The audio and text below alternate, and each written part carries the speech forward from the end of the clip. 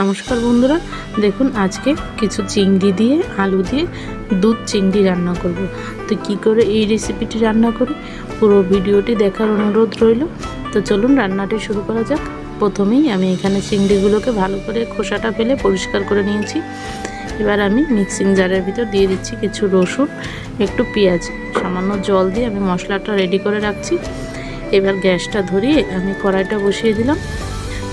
কড়াইটা গরম হলে দিয়ে দিচ্ছি একটু সাদা তেল। তেলটা গরম করে আমি দিয়ে দিচ্ছি বেশ কিছুটা আলুটাকে আমি একটু ছোট করে কেটে নিয়েছি। এবার একটু হলুদ, একটু নুন দিয়ে আমি আলুটাকে ভালো করে একটু ভেজে নেব। আমি একটু ঢাকা দিয়ে দিচ্ছি, ঢাকা দিয়ে আলুটা ভাজছি। তো দেখুন আলুটা প্রায় ভাজা হয়ে গেছে, বেশ নরমও হয়ে গেছে। এবার আমি আলুটাকে তুলে নিচ্ছি।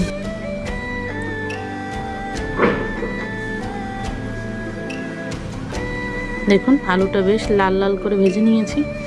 এবার এই তেলেই ফোড়নে দিয়ে দিচ্ছি দুটো এলাচ, দু টুকরো দারচিনি। ফোড়নটা থেকে হালকা স্মেল বেরোলে বেটে রাখা পেঁয়াজ রসুনটা দিয়ে দিলাম।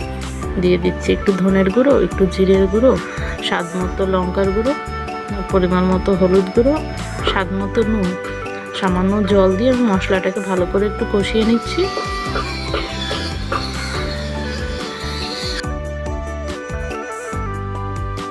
দেখুন মশলাটা কষানো হয়ে গেছে। এবার আমি চিংড়িগুলো দিয়ে দিচ্ছি।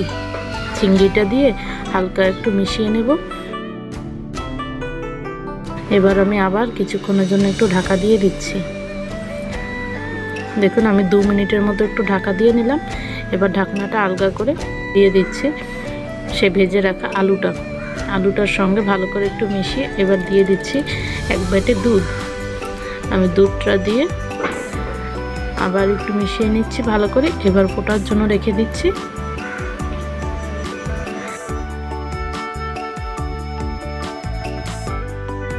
আমার রান্নাটাও কিন্তু প্রায় হয়ে গেছে, একদম 5 মিনিটের রান্না।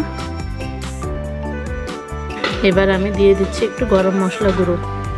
ভালো করে মিশিয়ে আমি নামিয়ে নিচ্ছি।